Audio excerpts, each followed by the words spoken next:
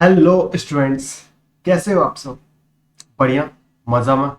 चल, आज हम लोग बात करने वाले हैं मैट्रिसेस के चैप्टर पे। बहुत ही अच्छा और बहुत ही बेहतरीन चैप्टर हमारा ये है, मैट्रिसेस। हालांकि अगर आप आईसीएससी बोर्ड के होंगे तो आपने क्लास 10th में भी इसका नाम पहले कहीं सुना होगा। आपने ये चैप्टर पढ़ रखा है क्लास 10th में, और अब हम लोग थोड़ा बहुत इसका एक्सटेंशन पोर्शन और पढ़ेंगे 12th क्लास में। ठीक, हालांकि अगर आप सीबीएसई या फिर किसी स्टेट बोर्ड से होंगे तो आपके लिए ये चैप्टर बिल्कुल नया होगा। बट कोई दिक्कत वाली बात नहीं है, चैप्टर बहुत ही अच्छा है अपने में। और थोड़ा सा मेरा गला खराब है तो अवॉइड करिएगा, ठीक है।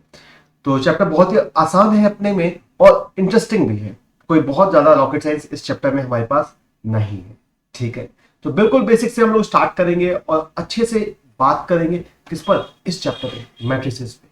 क्लियर है? चलिए, तो बहुत ही बढ़िया तरीके से शुरू करते। तो सबसे पहले सवाल आता है कि सर ये मैट्रिसेस होता क्या है, या फिर इसकी जरूरत क्यों पड़ी, why we need this chapter, इस चैप्टर की जरूरत हमें क्यों पड़ी। तो देखो, जैसे कि अगर आप जानते हो ना पॉलिनोमियल्स पे, पॉलिनोमियल का आपने नाम सुन रखा है, ठीक। पॉलिनोमियल्स जो होते हैं इनको सॉल्व करने के लिए, जैसे 1 डिग्री की अगर कोई पॉलिनोमियल है तो उसको सॉल्व करना आसान है।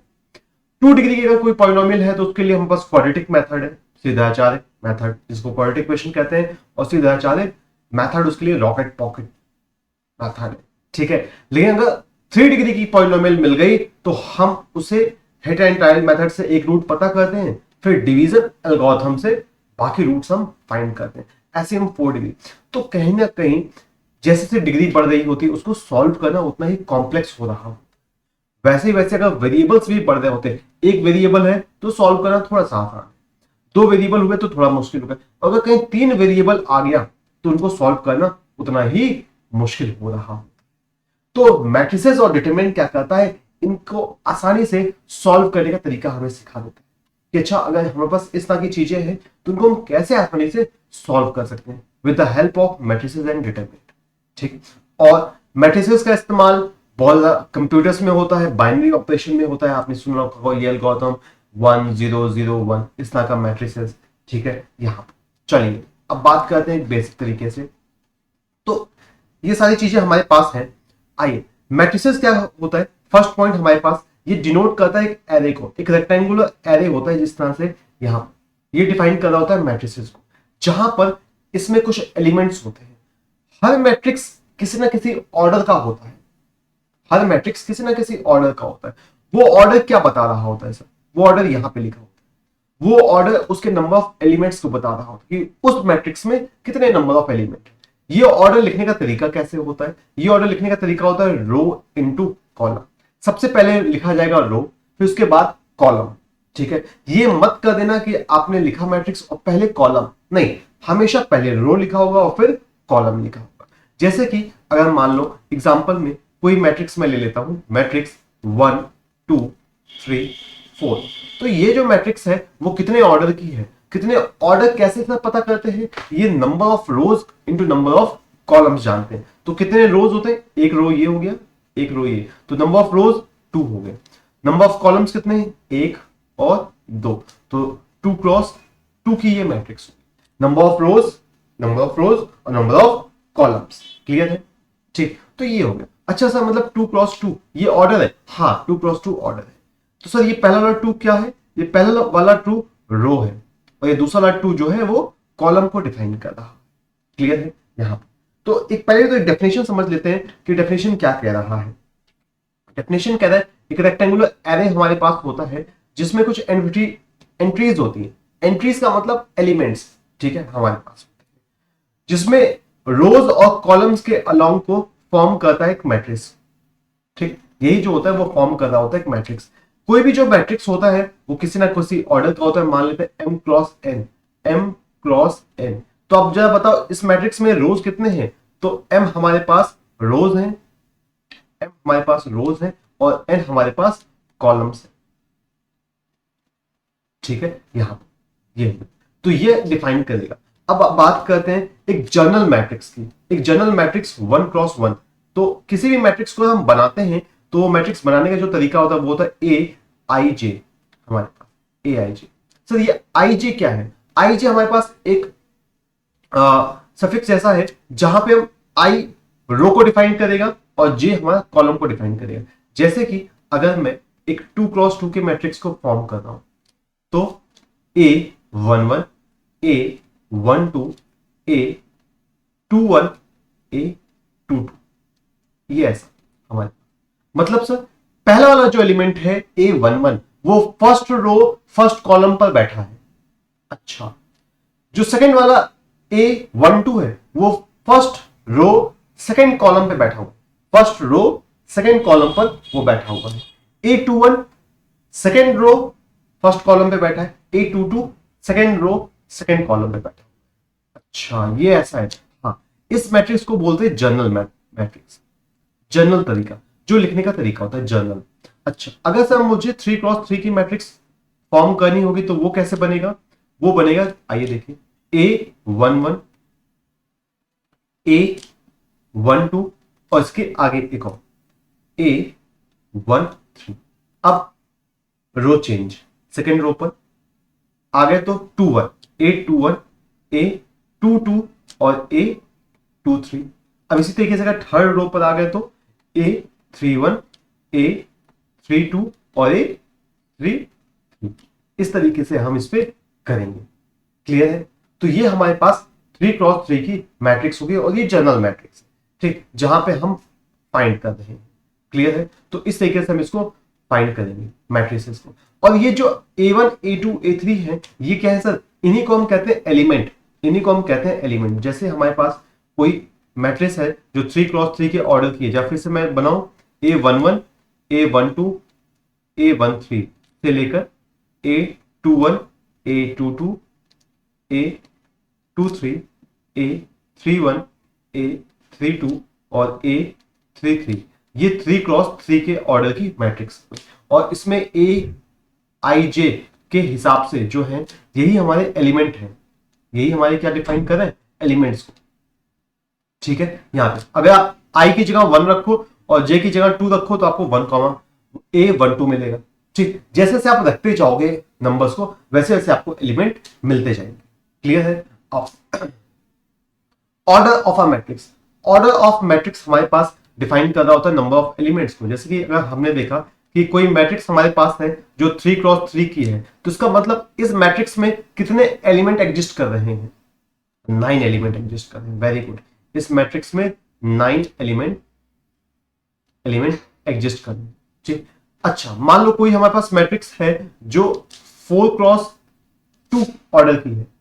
ठीक, इसका मतलब 4x2 का मतलब क्या हो गया? कितने रोज हैं उसमें? 4 रो हैं, 4 रो हैं। और कॉलम कितने हैं सर? 2 कॉलम है।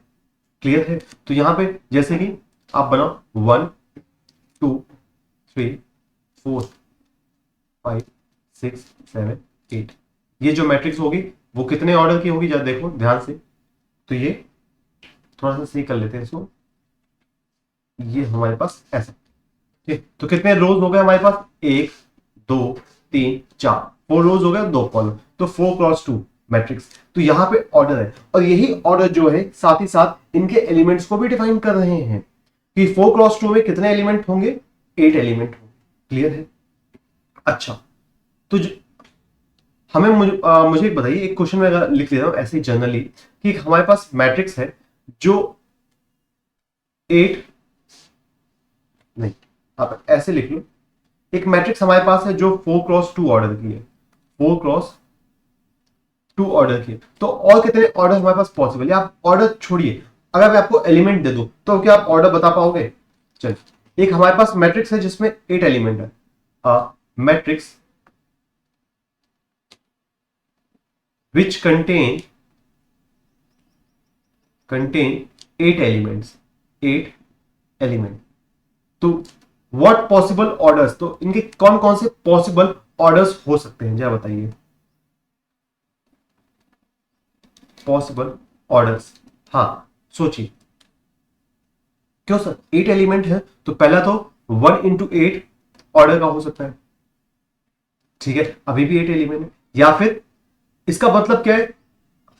एक रो है, 8 कॉलम है। ठीक, या फिर 8 इंटू 1 हो सकता है।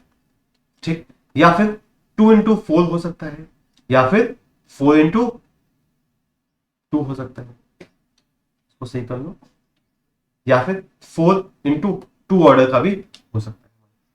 ठीक, तो ये पॉसिबल तरीके होंगे हमारे पास। ठीक, अगर कोई नंबर ऑफ एलिमेंट पूछे और आपसे पॉसिबल मैट्रिसेस के ऑर्डर पूछ सके कि कितने पॉसिबल मैट्रिसेस के ऑर्डर होते हैं, तो ये होते हैं, गिवन है।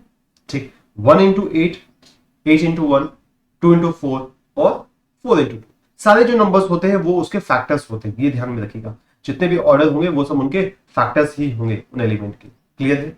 आगे बढ़ते हैं। जैसे यहां पे क्वेश्चन आ गया हमारे पास, कंस्ट्रक्ट मैट्रिक्स। एक मैट्रिक्स को कंस्ट्रक्ट करना है जो 2x2 के मैट्रिक्स है। ठीक, तो जाहिर सी बात है हमारे पास 2x2 की एक जनरल मैट्रिक्स आप जरा फॉर्म करो, तो A11, A12, A21, A22, ये मैट्रिक्स फॉर्म होगी हमारे पास। क्लियर है? तो अब लेकिन कह रहा है कि भाई यहां से ये फिट करो, ये जो मामला है वो यहां से फिट होगा। मतलब A11 के लिए i की वैल्यू, ये पहला वाला i है, दूसरा वाला j है, j की वैल्यू है, तो i की वैल्यू कितनी हो गई 1, j की वैल्यू 1, तो यहां फिट करिए, तो 1 + 2 अपॉन में 2, इसका होल ऑफ स्क्वायर। ठीक, A12 का मतलब i की वैल्यू 1, j की वैल्यू 2, तो 1 + 2 × 2 4 अपॉन में 2 का होल ऑफ स्क्वायर। क्लियर है? नाउ A21, i की वैल्यू 2 और j की वैल्यू 1, तो 2 + 2 का होल स्क्वायर अपॉन में 2। ठीक, A22, i की वैल्यू 2 और j की वैल्यू भी 2, तो ये 2 + 4 का whole square divide by 2। Clear है? तो ये कितनी मैट्रिक्स आ जाएगी, सॉल्व करिए। 1 + 2 3 का स्क्वायर 9, तो 9/2। ठीक, 4 + 1 5 का स्क्वायर 25/2, 25/2। 4 का स्क्वायर 16 और ये 8 आ गया। 6 का स्क्वायर 36 और ये आ गया 18। क्लियर है? तो ये हमारे पास एक मैट्रिक्स फॉर्म हो गया। क्लियर? यहां तो इस तरीके से हमारे पास होगा। ठीक, बताओ क्लियर है? तो जब भी हमें कोई मैट्रिक्स फॉर्म करनी है तो पहले हम उसके जनरलाइज मैट्रिक्स के बारे में सोचेंगे, जनरल मैट्रिक्स पे सोचेंगे, फिर हम आगे बढ़ेंगे। क्लियर है? आगे बढ़े। अब बात करते हैं टाइप्स ऑफ मैट्रिक्स। कितने टाइप्स के मैट्रिसेस होते हैं हमारे पास? तो बहुत टाइप्स के होते हैं, डिफरेंट डिफरेंट टाइप्स के होते हैं, और ये थोड़ा सा आपको ध्यान में रखना है। ठीक, ध्यान में क्यों रखना है सर?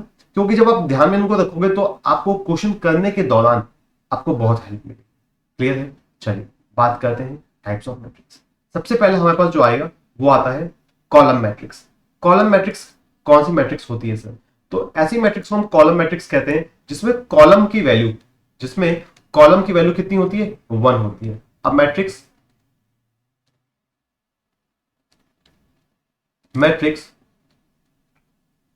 whose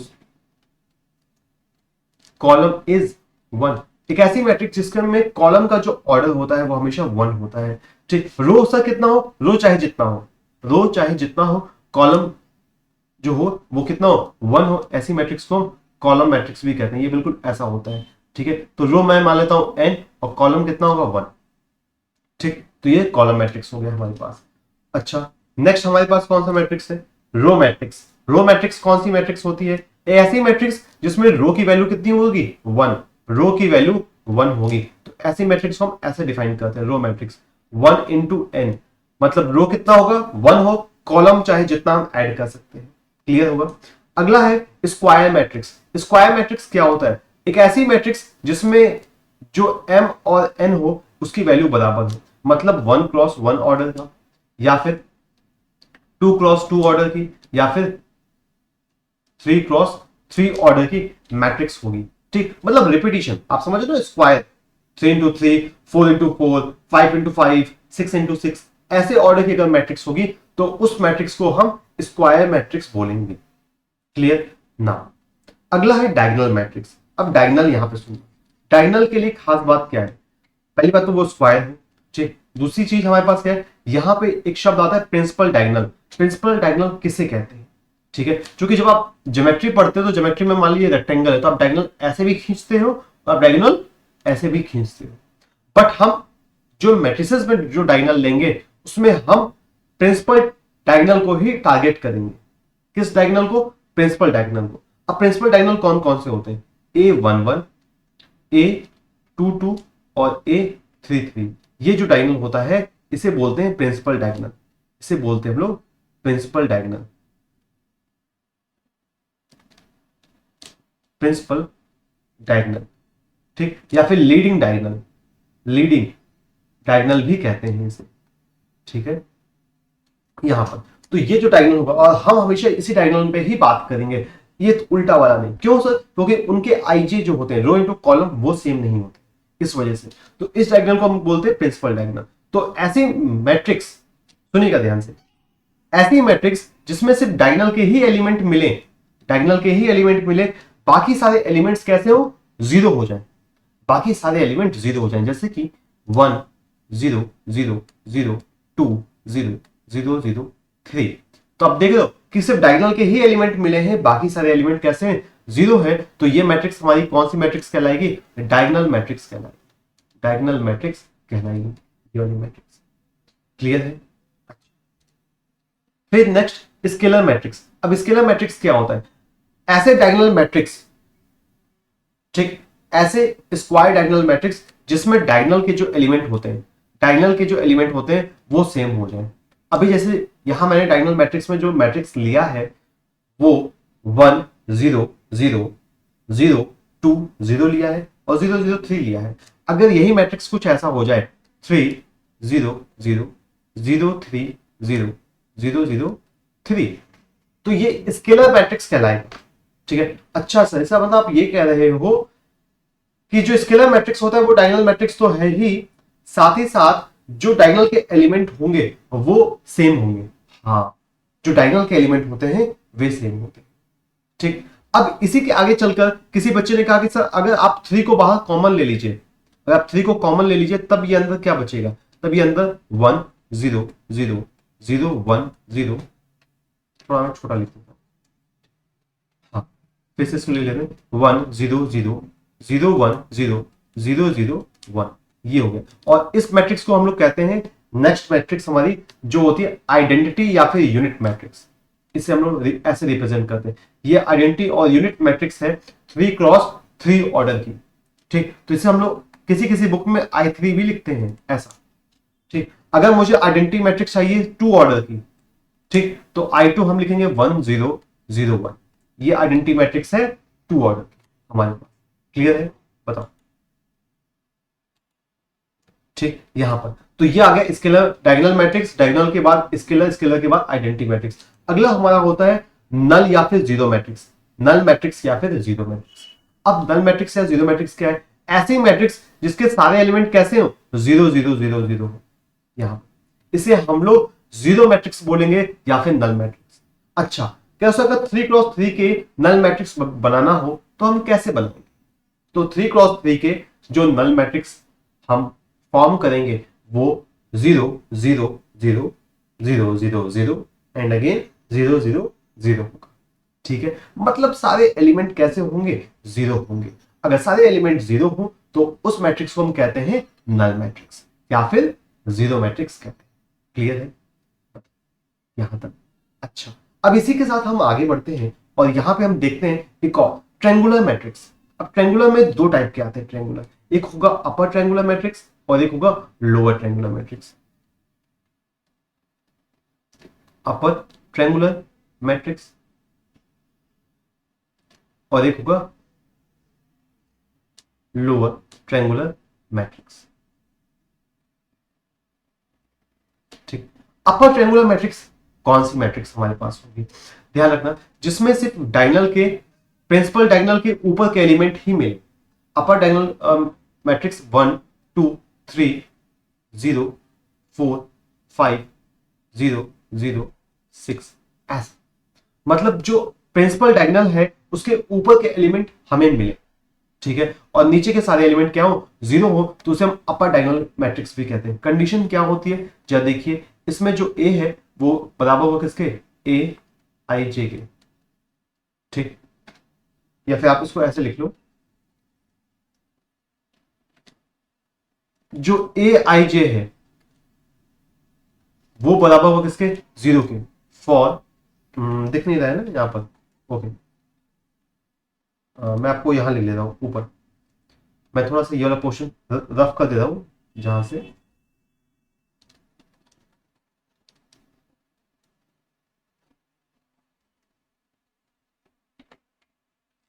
हाँ, यहां पर कंडीशन क्या होती है ए आई जे की, जीरो होता है फॉर किन मैट्रिसेस के लिए? हमारे पास जिसमें आई की जो वैल्यू होगी हमारे पास वो छोटी होती है किससे? जे से।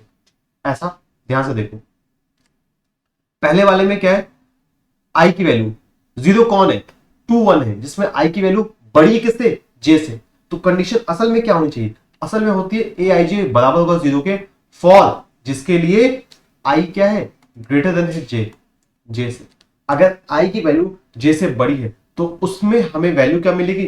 जीरो मिलेगी, बाकी सारे वैल्यूज हमें मिलेंगे। क्लियर है यहां पे? इसी तरीके से अगर लोअर मैट्रिसेस पे बात करें, लोअर मैट्रिक्स पे अगर हम बात करें तो लोअर मैट्रिक्स कौन सी मैट्रिक्स होगी हमारे पास? जरा देखो तो 1 0 0 2 3 0 4 5 6, ऐसी मैट्रिक्स जो प्रिंसिपल डायगोनल के नीचे वाली मैट्रिक्स मिले और ऊपर की सारी मैट्रिक्स कैसे हैं? जीरो हो, उन्हें हम लोअर मैट्रिक्स कहते हैं। और उसके लिए कंडीशन क्या होती है? इसके लिए कंडीशन होती है ए आई जे जो होगा हमारा वो जीरो होगा फॉर फॉर जहां पर आई की वैल्यू क्या होगी? छोटी होगी जे से, जहां पर आई की वैल्यू छोटी होगी जे से। क्लियर है यहां पर? तो ये टाइप्स ऑफ मैट्रिसेस थे जहां पे आपको एक बार थोड़ा सा लर्न करके आराम से समझना है कि क्या क्या चीजें हैं कैसी। ठीक है, यहां अब बात करते हैं ट्रेस ऑफ मैट्रिक्स। यहां पर अब ट्रेस ऑफ मैट्रिक्स क्या होता है हमारे पास? कोई भी अगर हमारे पास मैट्रिक्स दे रखा है तो सम ऑफ, ध्यान से सुनिएगा, sum of all principal diagonal, sum of all elements आप लिख लो, sum of all elements in the principal diagonal, principal diagonal, जो प्रिंसिपल डायगोनल में जितने भी एलिमेंट हमारे पास होंगे उनका जो सम होगा वही आपको आपका ट्रेस डिफाइन करेगा। जैसे कि कोई मैट्रिक्स है 1 2 3 0 4 5 0 7 -2, ये हमारे पास है। तो उसका ट्रेस, और ट्रेस क्या होगा? उसका ट्रेस हमारे पास होगा, ट्रेस को हम डिनोट किससे करते हैं? ट्रेस ऑफ ए, ऐसे टी आर ऑफ ए। ठीक, तो ट्रेस ऑफ ए क्या होगा? इसका सम ऑफ 1 + 4 माइनस का 2 हमारे पास, तो कितना आया? 3 आया। ठीक, तो इस तरह से ट्रेस ऑफ ए हम लिखा देखते हैं। ठीक ना, थोड़ी सी प्रॉपर्टी पर भी जान लें कि ट्रेस हम कैसे निकालते हैं। ठीक, तो ये तो समझ गए कि ट्रेस हम निकालते कैसे हैं। सम ऑफ प्रिंसिपल डायगोनल, जो प्रिंसिपल डायगोनल होगा उसका सम, जो प्रिंसिपल डायगोनल होगा उसका सम। क्लियर है? ठीक, तो प्रॉपर्टी क्या कहता है ट्रेस का? कि trace of A plus B, trace of A plus B हमेशा बराबर होगा किसके? ट्रेस ऑफ ए के और प्लस ट्रेस ऑफ बी के, हमेशा। ठीक, कि आप ए प्लस बी का ट्रेस निकालो वो हमेशा बराबर होगा किसके? पहले आप ट्रेस ए का ट्रेस निकालो फिर आप बी का ट्रेस निकालो। ठीक है, यहां पर थोड़ा बहुत, चलिए हम इस पे आगे फिर हम बात करेंगे तो वहां पर भी हम और प्रॉपर्टी को डिस्कस करेंगे। क्लियर है? बट अभी आप इसको दिमाग में ध्यान से रखिएगा। ठीक, आइए, हाँ हाँ हाँ, इंपॉर्टेंट यहां से हमारा थोड़ा सा काम का पोर्शन स्टार्ट हुआ है। इक्वल मैट्रिक्स, कोई मैट्रिक्स कब बराबर होगी? जब उनका सेम ऑर्डर होगा, सेम ऑर्डर और सेम एलिमेंट, और क्या होंगे? सेम एलिमेंट होंगे।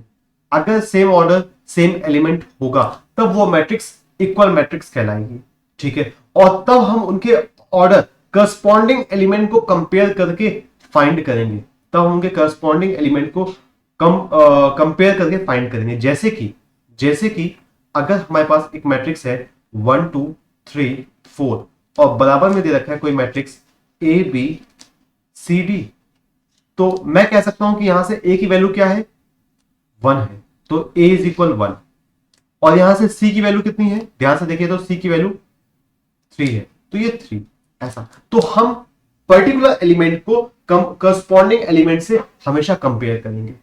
ठीक है, पर्टिकुलर एलिमेंट को हमेशा करस्पॉन्डिंग एलिमेंट से कंपेयर करें और हम फाइंड करेंगे। लेकिन तब ये हो सकता है जब वो खुद कहे कि ये दोनों मैट्रिक्स इक्वल मैट्रिक्स हैं, या फिर कुछ ऐसा कंडीशन हमें मिले। ठीक, आओ क्वेश्चन पे देखते हैं। यहां पे एक क्वेश्चन हमारे पास है, इसको सॉल्व करते हैं। हाँ, क्वेश्चन क्या कह रहा है, ये दोनों मैट्रिक्स हमारे पास कैसे हैं, इक्वल मैट्रिक्स से आपको दिख रहा है, बीच में इक्वल का साइन लगा हुआ है। Then find the value of A B C D E H. ठीक, तो यहां पे हम देखो पहले कंपेयर कर रहे हैं x माइनस थ्री। तो x माइनस थ्री को अगर हमने 0 से कंपेयर किया तो x की वैल्यू कितनी आ गई हमारे पास, 3 आ गई, x की वैल्यू हमें मिल गई। ठीक, z को कंपेयर किया तो z की वैल्यू कितनी आ गई, z इज इक्वल 6 ओरल आ गया। ठीक, अच्छा, और y की वैल्यू कंपेयर कर रहे हैं थोड़ा सा। ठीक, y की वैल्यू अगर हम कंपेयर कर रहे हैं तो इससे कंपेयर करो। ठीक, तो 3 माइनस का y इज इक्वल 1, तो y की वैल्यू कितनी आ गई हमारे पास, 2 आ गई यहां से। क्लियर, अच्छा, और क्या हमें कंपेयर करना है, x y z आ गया। अब a b c भी चाहिए, तो a b c कहां पर है हमारे पास, a यहां पर है, तो a को हम इस वाले एलिमेंट से कंपेयर कर रहे हैं। तो a minus 1 is equal minus 3, minus का 3, तो a इज इक्वल हमारे पास माइनस का 2। ठीक, यहां पर, अच्छा, और क्या चाहिए सर, हमें c चाहिए, तो c से को कंपेयर करो, c कहां पर है, यहां पर है, तो 0 इज इक्वल 2c प्लस का 2। इसको हमने कंपेयर किया, 0 को इस एलिमेंट से कंपेयर किया। ध्यान रखिएगा, particular element particular corresponding element से ही कंपेयर हो। मैट्रिसेस में इस बात का बहुत ध्यान रखिए, इन लोगों के में बहुत ज्यादा बराबरी होती है कि मैं फर्स्ट पोजीशन पे हूं तो मैं फर्स्ट पोजीशन वाले के साथ ही बात करूंगा, मैं फोर्थ पोजीशन पे हूं तो मैं फोर्थ पोजीशन वाले के साथ ही बात करूंगा। ठीक है, यहां पर तो अब देखो यहां से हमने वैल्यू निकाला, तो c की वैल्यू हमारे पास कितनी आ गई, -1 आ गया। ठीक है, अब बचा है b, तो b को कंपेयर करिए यहां से ऐसा, तो b को कंपेयर किया तो b माइनस का 3 इज इक्वल 2b प्लस का 4, तो यहां से b को इधर ले आइए, तो b इज इक्वल हमारे पास माइनस का 7 आ गया। ठीक, तो वैल्यूज आ गई हमारे पास सारी। ठीक, तो इस तरीके से आप हमेशा कंपेयर करके फाइंड करोगे वैल्यूज, कब, जब दो मैट्रिसेस कैसे हो, इक्वल हो, जब दो मैट्रिसेस इक्वल। क्लियर है, बताओ आगे बढ़े। ठीक, अब बात करते हैं एडिशन एंड सब्ट्रैक्शन। देखो मैट्रिसेस भी अलजेब्रा के जैसे ही काम करेगा, पर थोड़ा सा अलजेब्रा से हट के काम करेगा। तो पहले तो हमें ये सारी चीजें सीखनी है कि मैट्रिसेस बिहेव कैसे करता है। जैसे अलजेब्रा में हम चीजें जोड़ते हैं, घटाते हैं, मल्टीप्लाई करते हैं, डिवाइड करते हैं, तो सेम बिहेवियर हम लोग अभी मैट्रिसेस में भी चेक करेंगे कि मैट्रिसेस में कैसे ये जुड़ते हैं, मैट्रिसेस कैसे सब्ट्रैक्ट होते हैं, कैसे मल्टीप्लाई होते हैं, या फिर ये कैसे डिवाइड होते हैं। ठीक है, यहां तो चलो बात करते हैं। अगर हमारे पास कोई भी दो मैट्रिसेस है, ठीक, मैट्रिसेस ए 1 2 3 4 5 6 7 8 9, और मैट्रिक्स बी हमारे पास है 9 1 2 4 2 5 6 1 3 1, ऐसा मान लेते हैं। तो हमें क्या करना है, ए प्लस बी, मतलब मैट्रिक्स ए में हमें मैट्रिक्स बी जोड़ना। तो उससे कैसे जुड़ेगा, बहुत ध्यान से। ठीक, कुछ खास बात नहीं है, ध्यान रखना, बस पहला एलिमेंट पहले वाले के साथ जुड़ेगा, दूसरा एलिमेंट दूसरे वाले के साथ जुड़ेगा, तीसरा एलिमेंट तीसरे वाले के साथ जुड़ेगा। ठीक है, यहां पर इसका मतलब 1 जो है वो किससे जुड़ेगा, 9 के साथ जुड़ेगा, तो 1 प्लस 9 हमारे पास कितना है, 10 आ गया। 2 जो है वो किसके साथ, 1 के साथ जुड़ेगा, तो 2 प्लस 1 ये आ गया। 3 जो है वो 2 के साथ जुड़ेगा, तो 3 प्लस 2 ऐसा आ गया। ठीक, अब ये 4 जो है ये इस 4 के साथ जुड़ेगा, तो 4 प्लस 4। 5 जो है वो 5 के साथ जुड़ेगा, तो 5 प्लस 5, और 6 जो है वो 6 के साथ जुड़ेगा, तो 6 प्लस 6 आ गया। 7 जो है वो 1 के साथ जुड़ेगा, तो 7 प्लस 1। 8 जो है वो 3 के साथ, तो 8 प्लस का 3, और 9 जो है वो 1 के साथ, तो 9 प्लस का 1। तो एक बार फिर से अगर हम इसको जोड़ के लिख लें तो 10 3 5 8 10 12 8 11 और ये 10, ये हमारे पास। ठीक, ये क्या आया सर, ये हमारा a प्लस बी आ गया। ठीक, यहां पर बाजू में। क्लियर है, अच्छा सर अगर हमें a माइनस बी फाइंड करना होता तो बस इसी के बीच में हम माइनस लगा देते, इन्हीं के बीच में हम माइनस कर देते। ठीक है, जैसे 1 में से हम क्या करते हैं, 9 को माइनस करते, तो 1 माइनस का 9। 2 में से क्या करते हैं, 1 को माइनस करते, तो 2 माइनस का 1। 3 में से हम 2 को माइनस करते, तो 3 माइनस का 2।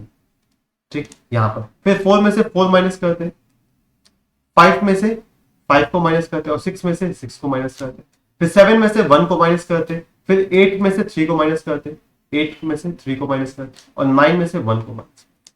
ठीक, तो ये हमारे पास क्या आ जाता, माइनस का 8, 1, 1, 0, 0, 0 और 6, 5 और 8। ये हमारे पास ये क्या आता, ये आता हमारा a माइनस का b। क्लियर है, ये a माइनस बी हमारे पास आ जाता है। तो एडिशन और सब्ट्रैक्शन हम लोग ऐसे ही करते हैं पर्टिकुलर एलिमेंट के साथ। ठीक, कि मतलब करस्पॉन्डिंग एलिमेंट के साथ ही जुड़ेगा, करस्पॉन्डिंग एलिमेंट के साथ ही सब्ट्रैक्ट होगा। क्लियर है, कुछ प्रॉपर्टीज डिस्कस कर लेते हैं जो हमारे पास है, और इनको नोट डाउन भी कर लीजिएगा।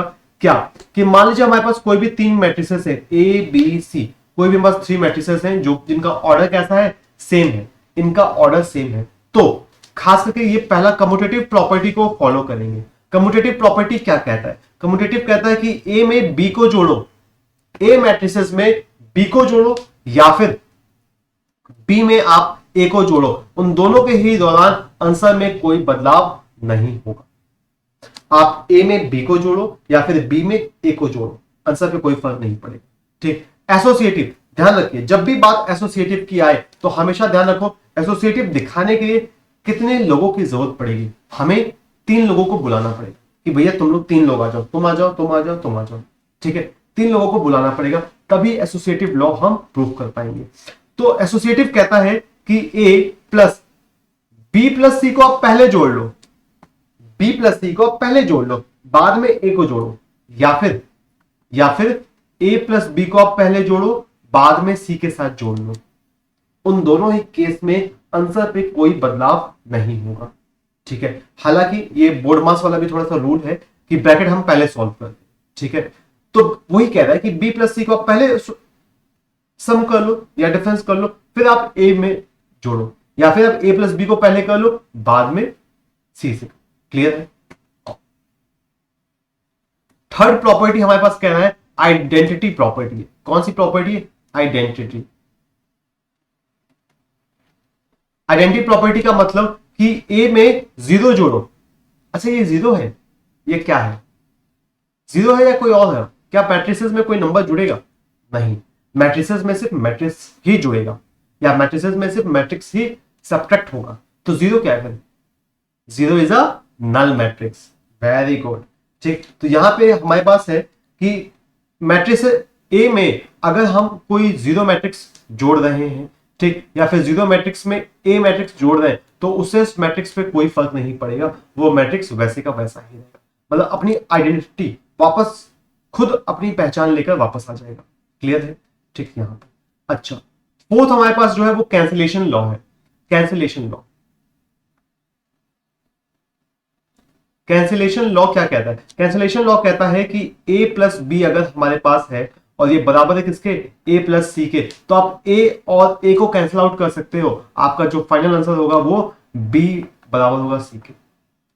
ठीक, हमारे पास मतलब अगर कोई भी दो चीजें हमारे पास हैं, ठीक, a प्लस a में b जुड़ रहा है और वहीं पर बराबर है a में c जुड़ रहा है, तो a और a को आप वैसे ही कैंसिल आउट कर सकते हो, सब्ट्रैक्ट कर सकते हो, और आंसर जो होगा वो आपका b बराबर होगा किसके, c के होगा। ये कैंसिलेशन लॉ। ठीक है, नाउ फिफ्थ प्रॉपर्टी क्या कह रहा है, फिफ्थ प्रॉपर्टी कह रहा है ये इनवर्स को बताता है, ये प्रॉपर्टी इनवर्स को डिफाइन कर रहा है। इनवर्स का मतलब सर, इनवर्स का मतलब विरोधी पार्टी। ठीक है, कि ए में आप इसका इनवर्स जोड़ो या फिर इसके इनवर्स के साथ आप ए को जोड़ो, ठीक, हमें क्या मिल जाएगा, आइडेंटिटी, हमें 0 मैट्रिक्स मिलेगा। ठीक है, या फिर नल मैट्रिक्स मिलेगा, ये कह रहा है इनवर्स। क्लियर है, तो ये 5 प्रॉपर्टी हमारे पास है जो एडिशन मैट्रिक्स में अप्लाइड होती है। क्लियर है, तो इनको एक बार नोट डाउन कर लीजिए, क्योंकि ये प्रॉपर्टीज क्वेश्चन के दौरान हमें बहुत इंपॉर्टेंट है। किसी मोड़ पे हमें मिलेगा कि अच्छा ये ट्रिक हमें यहां लगानी है, ये यहां लगानी है। क्लियर है, चलिए आगे। जैसे कि हमारे पास ध्यान रखो, एक मैट्रिक्स ये है और एक मैट्रिक्स के ए है, then find the value of K A B are हमारे पास। ठीक, अब ध्यान रखो, जब भी हम किसी मैट्रिक्स में कोई नंबर मल्टीप्लाई करवाते हैं तो वो जो नंबर होता है वो सारे मैट्रिसेस में जाके मल्टीप्लाई होता है। जैसे कि अगर मान लो ए हमारे पास है 1 2 3 4, अगर मैंने 2a कहा, मैंने a में क्या मल्टीप्लाई करवाया 2, तो ये जो 2 होगा उस एलिमेंट के सारे मेंबर से मल्टीप्लाई होगा। ये बन गया 2, ये बन गया 4, ये बन गया 6, ये बन गया 8। समझ पाए? तो ये जो 2 है वो सारे नंबर्स में मल्टीप्लाई होगा। तो अब देखो यहां पर एक मैट्रिक्स A है और एक मैट्रिक्स के ए है, देन फाइंड द वैल्यू। तो इस A में क्या मल्टीप्लाई हो गया एक्स्ट्रा K। तो अगर हम इस वाले मैट्रिक्स में K मल्टीप्लाई कर दें, A मैट्रिक्स में हमारे पास 0 2 3 -4 है, अगर हम इसमें K मल्टीप्लाई कर दें तो ये क्या बन जाएगा 0 2K 3K माइनस का 4K। ठीक, और के ए वाली कौन सी मैट्रिक्स है, ये मैट्रिक्स है, तो ये 0 3A 2B और ये 24 is equal 0 2K 3K minus का 4K। यहां से ये मैट्रिक्स अब क्या हो गया, अब दोनों ही मैट्रिक्स इक्वल मैट्रिक्स बन गए। अब दोनों ही मैट्रिक्स इक्वल मैट्रिक्स बन गए हमारे पास। तो क्या करें सर, कंपेयर करिए, कंपेयर करके फाइंड करिए इनकी वैल्यू। ठीक है, तो कंपेयर करते हैं, तो यहां से हम 24 को -4K से कंपेयर करते हैं। तो 24 को अगर हम -4K से कंपेयर किया तो K की वैल्यू कितनी आ गई -6। K की वैल्यू हमारे पास -6 आ गई। ठीक सर, अब मुझे क्या फाइंड करना है A, तो यहां पे हम कंपेयर करते हैं, 3A को हम 2K से कंपेयर करते हैं, तो 3A और K की वैल्यू कितनी है -6, तो ये बन गया -12। तो A की वैल्यू कितनी आ गई -4, A की वैल्यू -4 आ गई। अच्छा, अब हमें B निकालना है, तो B को हम कहां से कंपेयर करें, यहां से, तो 2B is equal 3K। K की वैल्यू कितनी हमारे पास है, K की वैल्यू है -6, तो -6 इंटू 3 -18, तो B की वैल्यू कितनी आ गई हमारे पास -9 आ गया। ठीक, तो कौन कौन सी वैल्यू आ रही है -6 -4 -9, कोई ऑप्शन है, ऑप्शन सी हमारा -6 -4 -9। क्लियर है, बताओ। तो यहां पे एक ध्यान रखना है कि जब भी कोई मैट्रिक्स में कोई स्केलर मल्टीप्लाई होगा तो कैसे हम मल्टीप्लाई करें। ठीक है, चलिए, तो आज के सेशन को हम लोग यहीं तक रखते हैं। फिर नेक्स्ट टॉपिक में, नेक्स्ट लेक्चर में हम लोग डिस्कस करेंगे मल्टीप्लीकेशन ऑफ अ मैट्रिसेस, कि किन्हीं भी दो मैट्रिक्स हम कैसे मल्टीप्लाई करें। क्लियर है, चलिए, थैंक यू।